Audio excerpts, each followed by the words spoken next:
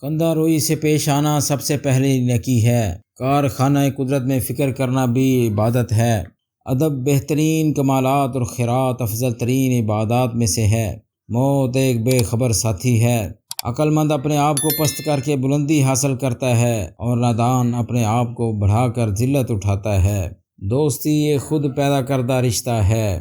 گناہوں پر نادم ہونا ان کو مٹا دیتا ہے اور نیکیوں پر مغرور ہونا ان کو برباد کر دیتا ہے۔ عقل مند ہمیشہ غم و فکر میں مبتلا رہتے ہیں۔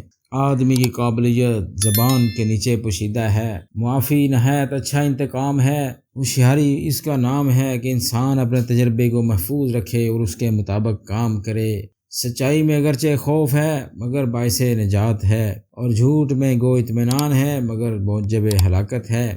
غریب وہ ہے جس کا کوئی دوست نہ ہو۔